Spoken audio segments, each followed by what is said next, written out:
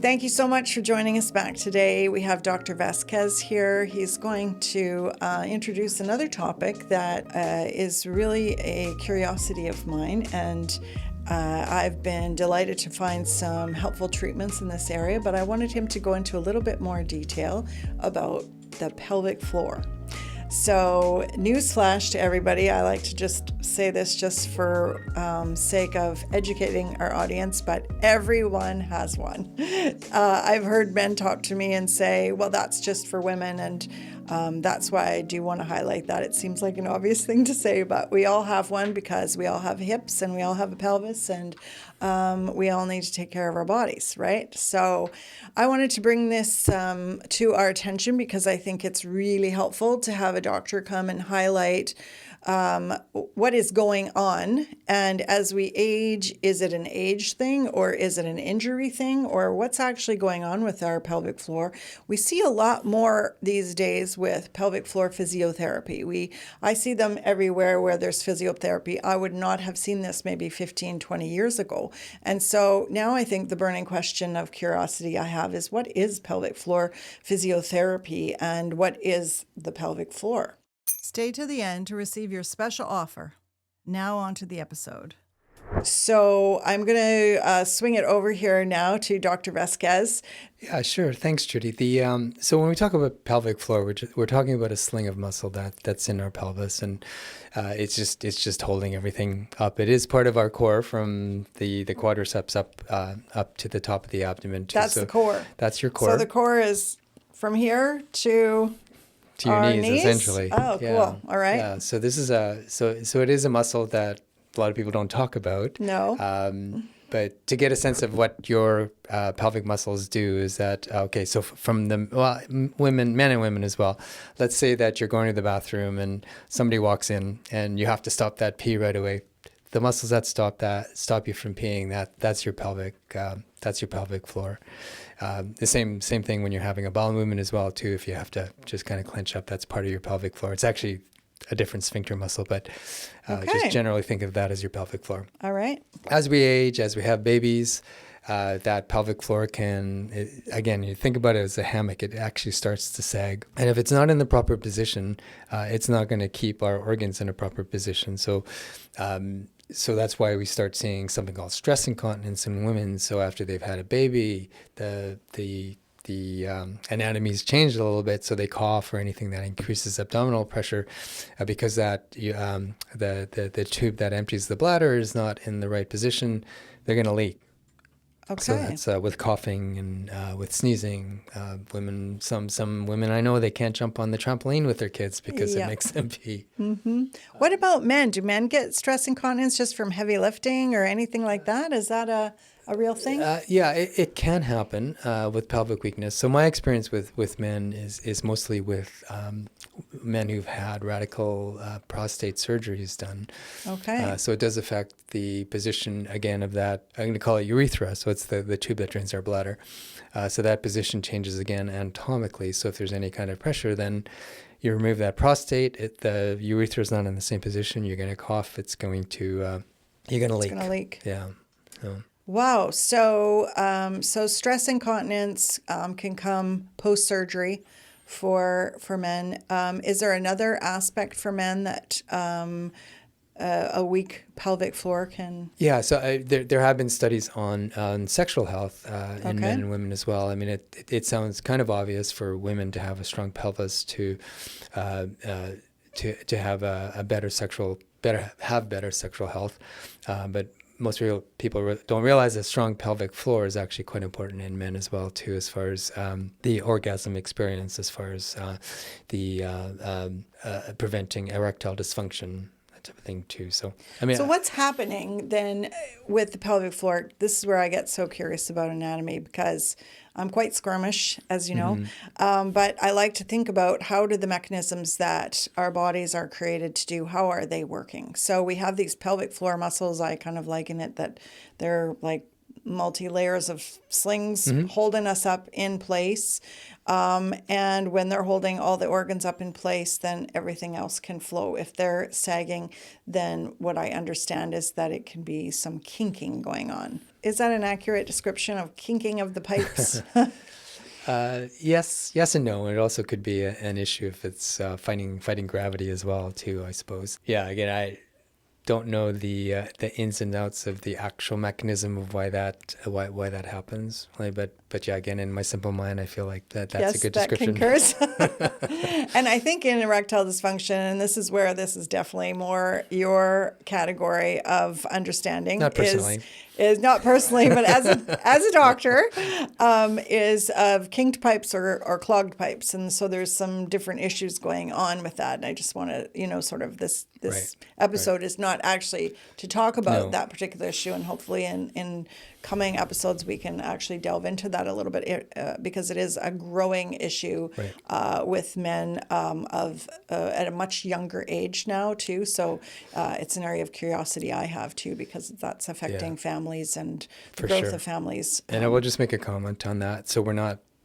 So a lot of erectile dysfunction can actually be an indicator that there's cholesterol buildup in arteries. So sometimes we pick up heart disease if someone has erectile dysfunction. So if a man is experiencing erectile dysfunction and there really doesn't seem to be other reasons, you should probably get your cholesterol checked and just make sure that that's not an issue. Thank you for that. And what we're talking about is not fixing that issue. We're fixing we're helping with the pelvic floor strength, which is involved in orgasmic contractions and helping with flow as well. Awesome. Okay, well, thank you for that little piece of information, because I love little tidbits of information. They help to sort of drive us in our search and our journey for wellness. So if anyone is struggling with that, then sort of some new avenues that you can consider. Now, if we're getting back into thinking about taking care of our pelvic floor, we've got some of these concerns. We've had a baby, we're aging, maybe we've never even had kids, and now all of a sudden we find we're leaking, and we've never had prostate surgery and we find we're leaking. What now, and what's the best way? I've heard it told to me that it's like, well, just go to physio. You need to go to physio. What happens at pelvic floor physio? So pelvic floor physiotherapy, I think it's a little bit going to be dealing something with a little bit more advanced, and there's things that people can do prior to that. Everyone's heard of a Kegel exercise, and again, it's that contraction of the pelvic floor when you need to stop your urine flow, just that feeling.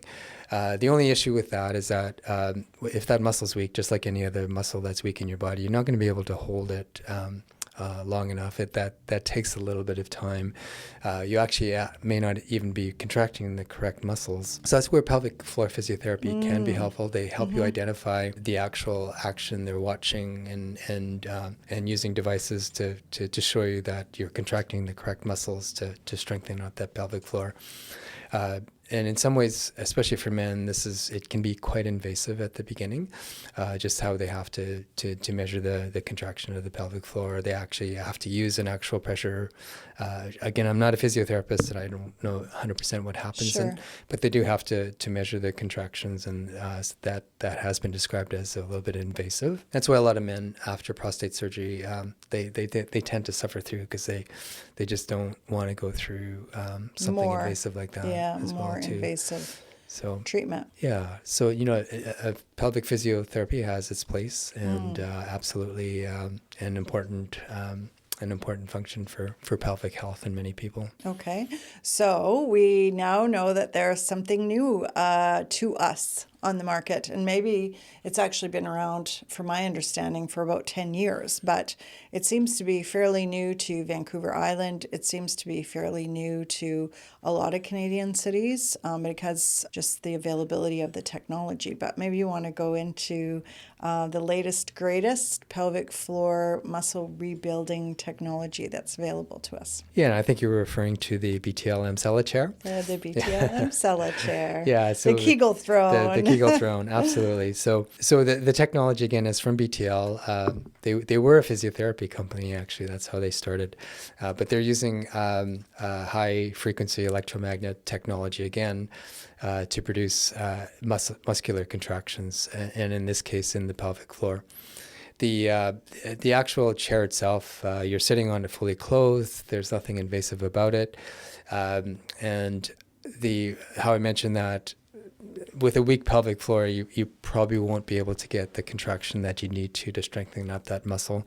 And that's where this technology can be really helpful. You get what we call super maximal contractions. So they're very strong contractions that you would never be able to do physiologically. They don't hurt, but it is contracting that muscle much stronger. So it doesn't hurt. So I just like to clarify that, because I do hear from people going, they're actually nervous to even explore it because they're worried it's going to hurt them.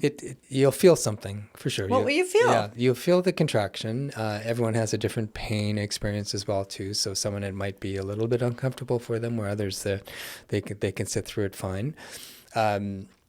I joke about the Emsella walk after people get off this chair. They're waddling a little bit for a few minutes just because they haven't worked out that muscle in many years. And just like if you do legs in the gym, you're going to be waddling as well too. So will they be sore the next day, or? Typically not. They might be sore for the first hour or so, or just feel a little bit funny, but generally it's not a painful experience. Yeah. Now, tell the viewers what the protocol is for the treatment. How long does it take before you see results? Those type of things. Right. So first of all, again, it's electromagnetic MRI technology. So anyone who can't get an MRI should not be experiencing this. So the actual beam, the electromagnetic beam, it's in the center of the chair. So there has to be a little bit of positioning that happens. Okay. So we do ask the patient to find a point in their pelvis where they're feeling that maximal contraction. Right. And we help with that sort absolutely. Of thing. And you're fully clothed. You're fully clothed. There's no invasive. Yeah, that's right. Yeah. And you're sitting, your feet are flat on the floor. We recommend not having your phone at least 12 inches from the actual device. But you can still use your phone as long as it's not directly above the chair itself. And you'll just sit there for 27 minutes again. Okay. I know there's some magic about 27 minutes in BTL, but it is 27 minutes as well. They haven't figured out what happens with the muscle tissue, I think. And so you just sit there, and how many treatments do I need? I think it's twice a week for 3 weeks, so 6 treatments in total for the initial treatments. And then a lot of people do need a maintenance every 6 months or once a year, really depending. And would you say that it's standard for people? Like, is it based, if I was, 78 years old, is there a different, treatment that you feel like it might take more or less, or is it too far gone? Or how do I know if it's going to help me? This is a question that I get from the clients. Yeah, and it's so the nice thing about this is it actually is self-directed. So the client may not be changing the power settings, but we're there changing the power settings to a point where it may not be very comfortable, so we just dial it down a little bit. And, there's no benefit that we don't have to go to 100% with everybody. You're still going to get a benefit even at 50%, but it's really an individual experience on. Okay, and so 6 treatments, is that like, might I need more? I know for my own treatment, and I personally can speak to this, is that I had been diagnosed with a 10% bladder prolapse. And so my curiosity is would this help me with a bladder prolapse? And we can sort of dive into that just briefly. If you do have prolapses of any type, will this help with that? My curiosity is would it help for me? Would I be able to forego and not have surgery? Could it help me enough with my stress incontinence? Now, the treatment that I did, I ended up finding that 8 treatments was sort of that perfect place where I noticed my muscles were strong enough to be able to give me support that I needed. So I wasn't leaking. Right. And then I'd have to top up my own self. I find every few months I can have one treatment, and it's enough to encourage my muscles to be reactivated and carry the load again, really. This is where I wanted to touch base, because I don't think we have done this, just quickly touch base with the types of incontinence. And I don't actually think we've said that word yet. So the type of incontinence, the leakage that we're talking about here, is there different types? Maybe you want to go into that a bit. Yeah, so there are different types of incontinence. As kind of a general groups, stress incontinence, of course. So stress incontinence is where you're leaking because of an increased pressure in the abdomen. We chatted about that a little bit. Another one is called urge incontinence. So this is where the bladder goes into a little bit of spasm, and you just get this sudden urge that you need to go pee. And sometimes the bladder will contract a little bit, and people will leak for that reason as well. And then of course you can have both in the same person. So it's called mixed incontinence, where you can have both. You can have both, yeah. Yeah.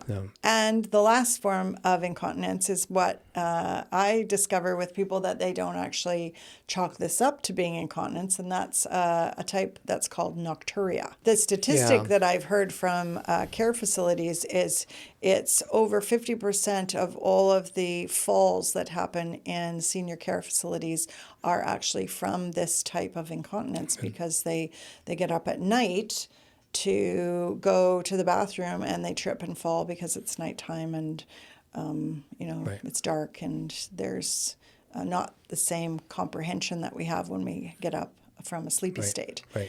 So nocturia, talk to me about that. So nocturia technically is not incontinence. Okay. So nocturia means nocturnal, nighttime, urea peeing. So nocturia means nighttime peeing. Okay. That's all that means. Okay. But someone who does have urge incontinence, someone who does have prostate issues, they will have nocturia, and they could potentially leak as well.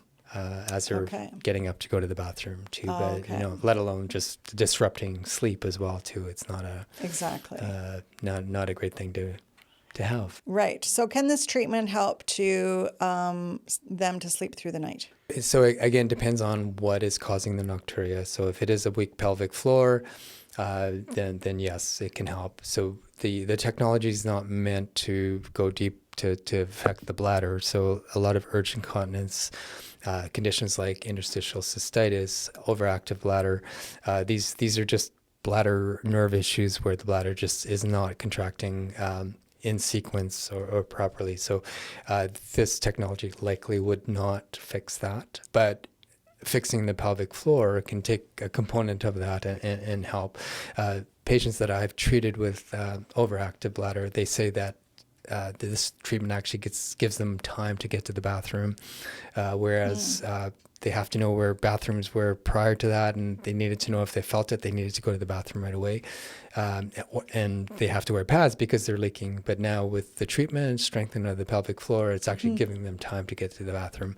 So it's not fixing the bladder issue, but it's fixing the pelvic floor and just buying them a bit more time to get. And that sort of loops me back into what I had mentioned earlier about prolapsing. So that ties right back into.